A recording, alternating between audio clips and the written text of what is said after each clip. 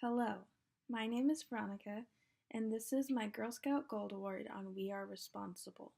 As the Lorax once said, unless someone like you cares a whole awful lot, nothing is going to get better. It's not. Let's all join the green side to raise our voice and not the sea level, and to remember that there is no planet B. Trees are the lungs of the earth. They filter the air and the water to purify and clean them so that we can utilize these resources. Trees have become a mass industry with high demands for lumber to make furniture, flooring, homes, paper, etc. Humans cannot live without trees and everything they provide to our planet. We have basically raped our lands of trees for farming, housing, etc., and have cost many species habitats. Like with climate change, this is a human-caused problem and humans are responsible for correcting it. Deforestation is a deadly effect. At the rate that we are going, the Amazon rainforest will end up being a savanna pretty soon. Within these forests are not only trees and unique species of plants and animals, but potentially medical cures, solutions for starving people, and many other unknown benefits. If we destroy it, we will never know. Deforestation can lead to desertification. Desertification is the process by which fertile land becomes desert, typically as a result of drought, deforestation, or inappropriate agriculture. Land degradation is the reduction or loss of the biological or economic productivity of dry lands. Lack of trees will dramatically change our global climate and leave us with barren wastelands of unusable dirt. Trees hold down the soil of life and provide us with the precious air we cannot live without. One way to start changing this is to consider going paperless.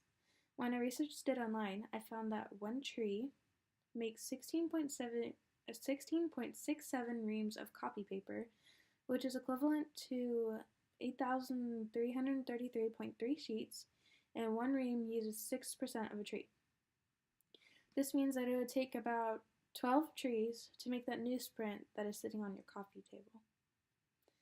Some alternatives to paper are hemp-based printing paper, from fibers of bananas, coffee beans, citrus, etc., and also ones that are made from like fabrics.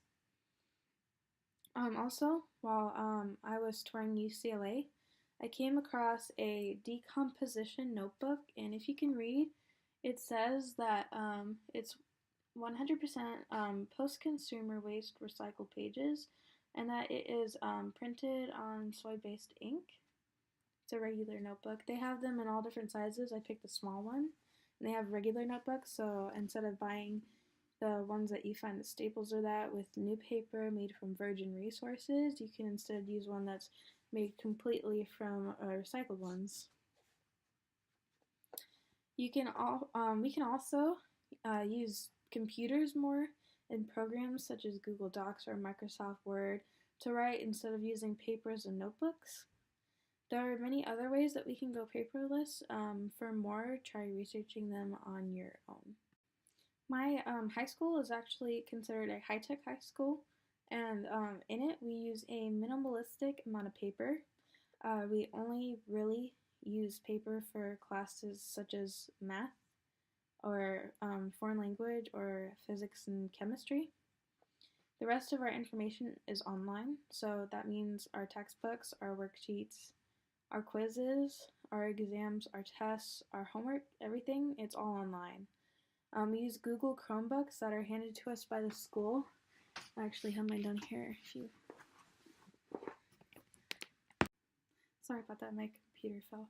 But this is the Google Chromebooks that our school has given and assigned to each one of us. We get our own charger, and that's handed to us at the beginning of the year, and that's basically our assigned computer for school. And also you can bring in your own if you have one of your own, but they're basically all handed out so that everyone is ensured that they have a computer and that it can be the high tech that it's supposed to be.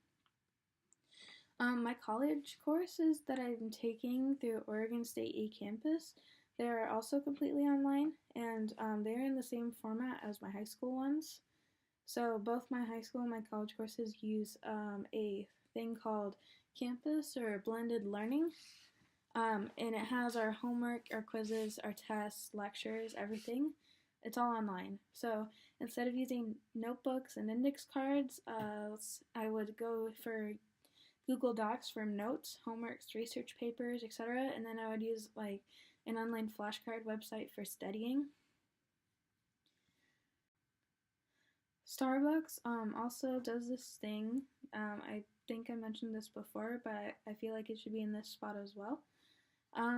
That if you're basically hanging in the store, or if you're like meeting up with a friend, or just sitting in the store working on your homework or something, you can actually, when you are ordering your coffee, you can ask for like an in-store cup, and they'll give you a porcelain coffee cup instead of the paper cups that they usually give. Also, this reduces your waste, so make sure, like, if you're staying in Starbucks, to ask for that instead of taking the paper cups, because the paper cups are more for like going or leaving the store, and it will greatly reduce the amount of waste.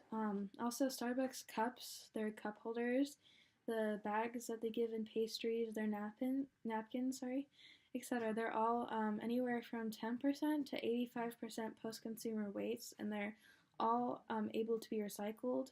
Each of the little, even their gift cards actually are recycled, but all of their products and all of their things that I listed, you can look on that item and it will list how much of it's post-consumer, the recycled, everything about it on there.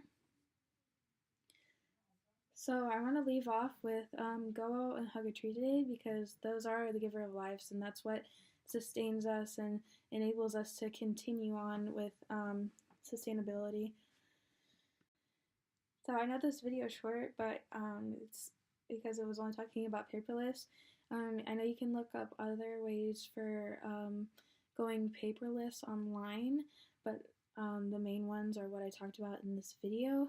There's it's pretty much just using your computer or an electronic. And also, this is additional information that I kind of thought was cool, but especially if you have like an Apple phone, there's this thing under the battery section where you can put your phone on low power mode, and it enables you to put your phone on low power mode even at 100%. So you can put it on and it will decrease the amount of power that your phone is actually using, and so then your phone will last longer. You won't have to charge it as much, so you're strengthening the lifetime of your battery, as well as like not draining your phone as much. So if you liked my video, please give it a thumbs up, subscribe, and have a good day. Remember, there's no Planet B.